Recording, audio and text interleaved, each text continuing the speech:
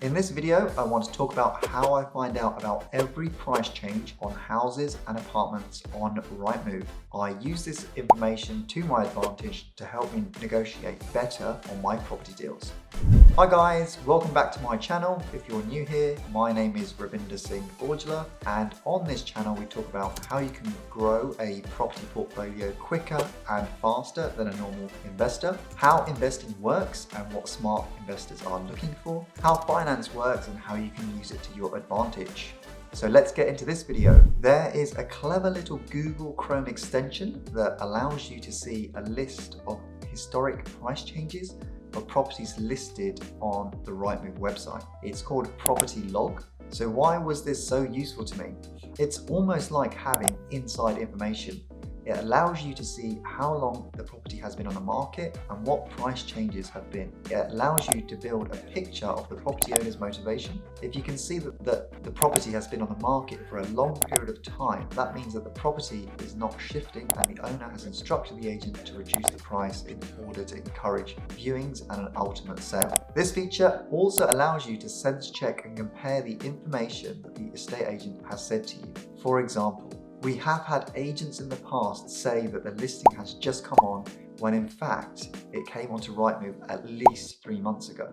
But if you can show that you already know how long the property has been on the market for and the price changes, you can ask the question, what is the owner realistically looking for, rather than the agent saying, just make me an offer. By asking these questions, it allows me to build up that better picture about the property and its history.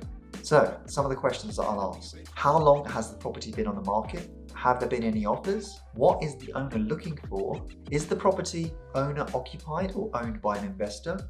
Are they in a chain or is the property chain free? Would the owner consider a cash offer?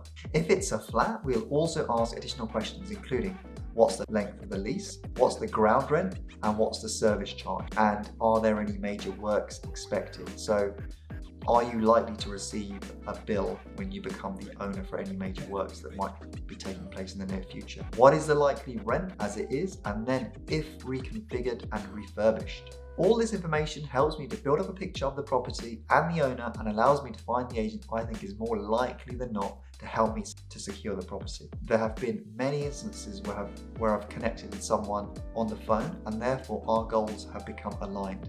They want to sell the property, I want to buy the property. Now the only question remains is at what price. If you like this video, please smash that like button and hit the subscribe so that you get notified when I release another video.